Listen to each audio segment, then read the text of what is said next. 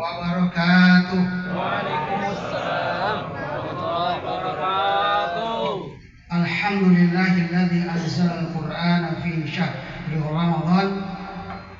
Syahrul Ramadan alladzi unzila fihi al-Qur'an hudan lin-nasi wa bayyinatin minal huda wal furqan.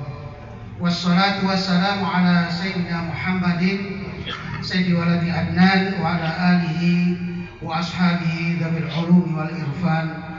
Amma ba'du, farabbi shrah li sadri wa yassir li amri wahlul 'uqdatam min lisani yafqahu qawli. Subhanaka la ilma lana illa ma 'allamtana innaka antal alimul hakim. Shadaqallahul azim wa shadaqa rasuluhun nabiyil karim. Ma'asyiral muslimin wal muslimat as-shaimin wa shaimat yang kami hormati, wabil khusus imam kita dan para pengurus mushola Baitul Huda yang kami hormati, hadirin dan hadirat rahimakumullah.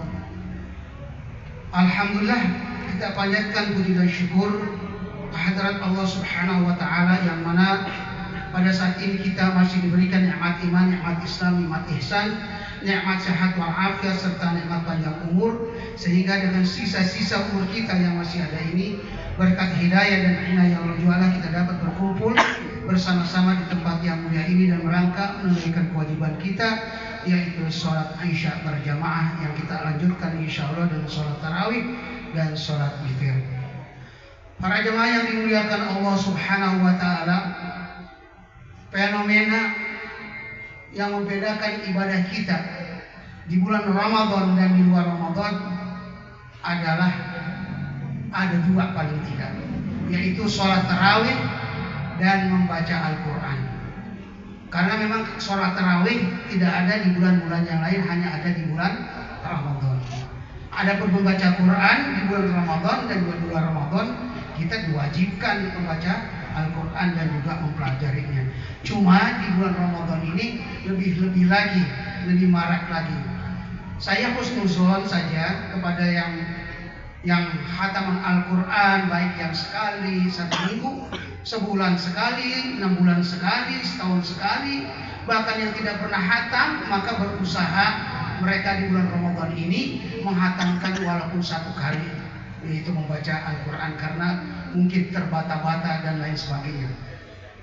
Para jamaah yang dimuliakan Allah Subhanahu wa taala, guru saya almarhum Bapak Kiai Haji Abdullah Syafi'i, perguruan Asy-Syafi'iyah, pemimpin perguruan Asy-Syafi'iyah, yang mana pada zamannya beliau dikenal sebagai macan mimbar, ya, Kiai Betawi asli. Ya.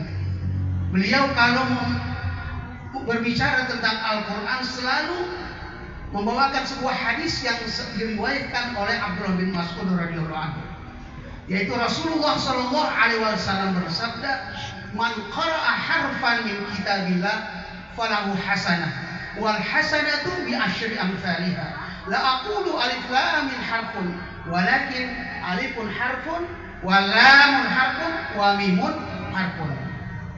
Kata Nabi kita Muhammad sallallahu alaihi wasallam, yang artinya, barang siapa yang membaca satu huruf Al-Quran, bukan satu Al-Quran, bukan juga satu juz Al-Quran, bukan juga satu ayat Al-Quran, dan bukan satu kalimat Al-Quran, tetapi hanya satu huruf Al-Quran, maka falahu hasanah, maka diberikan satu hasanah, satu huruf, satu hasanah. Kemudian kata Nabi, la aqulu alif lam mim harfun, aku tidak mengatakan alif lam mim itu satu huruf, walakin alifun harfun wa lamun harfun wa mimun harfun. Tetapi alif adalah satu huruf, lam satu huruf, mim satu huruf. Jadi kalau kita baca alif lam mim berapa huruf? 3 huruf. 3 kali 10 sudah 30. Dapat 30 hasanah. Coba tumpang tanya, sudah pernah hitung belum? Surat Al-Ikhlas ada berapa hurufnya? Pernah hitung? Banyak. Surat Al-Ikhlas aja berapa tuh? Itu kalau kita melihat tentang jumlah ayat-ayat Al-Quran, ada huruf-hurufnya, asbabun nuzulnya, itu kita baca. Juga tafsir Murah Labib, itu karangan dari Syekh Nawawi Al-Bantani, itu disebut, dia mengambil dari itu Imam Syafi'i dari mazhab kita. Di situ disebutkan semua sampai huruf-hurufnya, kalimatnya dan juga ayatnya dan juga diturun di Madinah atau di Mekah.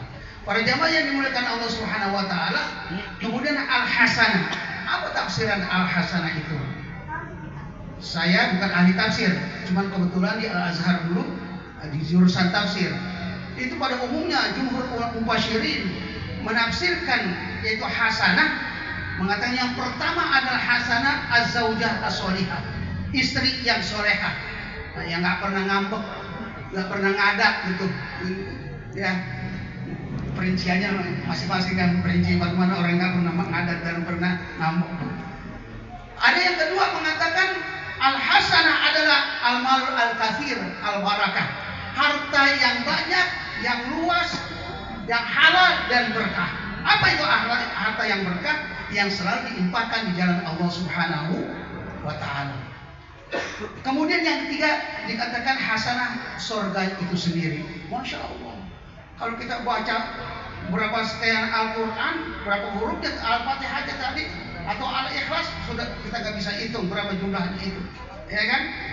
Nah, itu balasannya. Makanya itulah yang kita harapkan, justru ya baik semua lah kita mendapatkan, baik itu maknanya az-zaujah sholihah, harta yang luas, yang banyak, yang halal, yang berkah, dan juga surganya Allah Subhanahu wa taala. Itulah kata Nabi kita Muhammad sallallahu alaihi wasallam.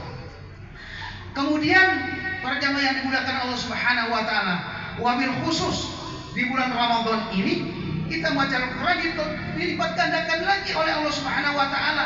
Nah, itulah makanya kita giat membaca Al-Quran. Kenapa? Karena kata Nabi kita Muhammad sallallahu alaihi wasallam di dalam sebuah hadis yang panjang, di tengah-tengah itu Nabi mengatakan man taqarraba ilaihi bi khaslatin minal khair kaman ada fihi faridah, kaman ada fihi faridah, kaman ada sab'ina faridah bima siwa. Kata Nabi kita Muhammad sallallahu alaihi wasallam, barang siapa yang melakukan pekerjaan sunnah, ibadah sunnah di bulan Ramadan adalah maka meningkat pahalanya menjadi pahala yang wajib kalau dibandingkan pada bulan yang lain. Kemudian apabila dia mengerjakan yang wajib, maka ditingkatkan pahalanya adalah 70 wajib. Kalau kita baca Al-Quran, belajar Al-Quran, saya bukan sunnah, itu wajib, kita harus baca Al-Quran, ya. Nah, kalau kita tadi 1 kali 10 udah 10 dikalikan lagi 700 Bapak-bapak sekalian. Satu huruf ada 700 hasanah. Yang hasanah tadi tafsirannya seperti itu. Berapa banyak kita akan memperoleh itu. Para jamaah yang dimuliakan Allah Subhanahu wa taala. Kemudian juga khusus nih, kita nanti sebelum kita meninggal dunia, kita itu punya tahapan-tahapan, baik kenikmatan dan juga azab. Dari mulai kita dicabut nyawa kita, kemudian di waktu dikafankan, di waktu masuk ke liang kubur, kemudian di waktu hari kiamat, di waktu penimbangan amal kita, itulah ada tahapan-tahapan kita diperiksa nanti oleh Allah Subhanahu wa taala. Bagi orang yang ahli Al-Quran, yang suka membaca Al-Quran, maka Al-Quran inilah yang menjadi syafaat kita, baik di dunia dan juga di akhirat. Baik siksa dan azab semuanya itu ada di dunia dan juga ada di akhirat. Rasulullah Shallallahu Alaihi Wasallam bersabda, yang diriwayatkan oleh Ibnu Mas'ud radhiyallahu anhu juga, beliau mengatakan, "Iqra'ul Quran, fa innahu ya'ti yaumal qiyamah syafi'an li ummati, syafi'an li ashabi."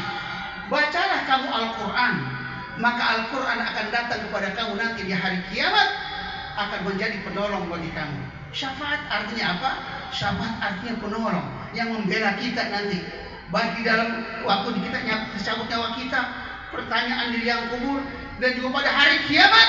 Maka itulah yang membela kita adalah Al-Quran.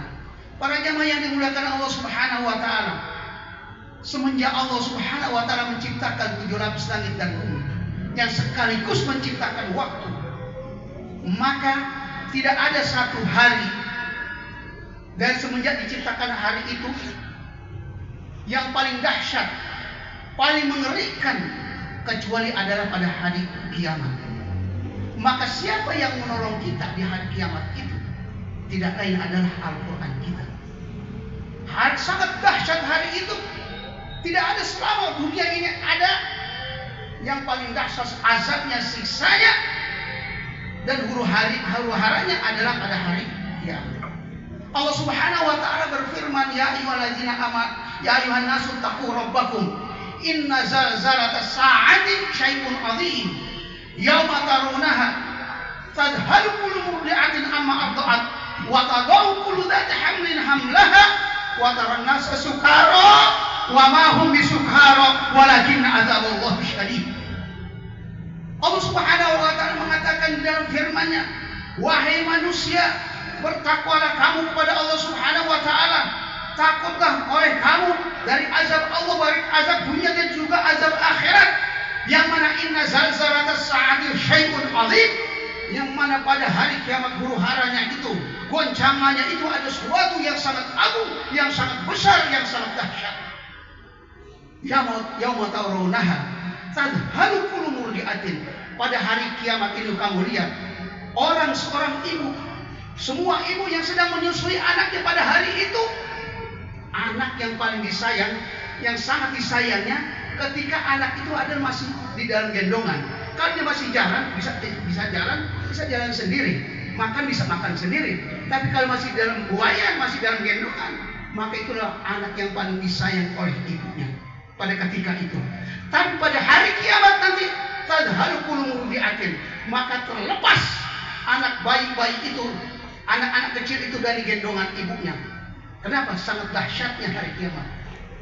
Wa tadau kullu dzati hamlin hamlaha, dan juga orang yang sedang hamil, baik yang sebulan, 2 bulan, 3 bulan, dan selanjutnya semua menggugurkan kehamilannya.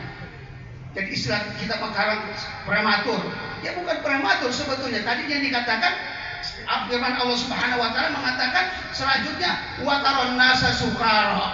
Kamu lihat orang pada hari itu pada mabuk, gelimpangan, cungkir balik, ngaco ngomongnya dan segala macam. Azab yang tidak pernah dilihat kecuali yang paling hebat kecuali pada hari itu. Tetapi bukan dia mabuk, wa ma hum bisukara. Mereka itu tidak mabuk. Walakinna adzaballahi syadid, akan tetapi azab Allah adalah yang sangat pedih pada hari itu. Karena azab Allah seperti itulah yang terjadi nanti. Bayi yang sedang digendong lepas, yang sedang hamil gugur, orang pada seperti orang mabuk, tapi bukan mabuk, tapi azab Allah yang sangat pedih. Bapak-bapak, karena keresahan 10 menit. Wassalamualaikum warahmatullahi wabarakatuh.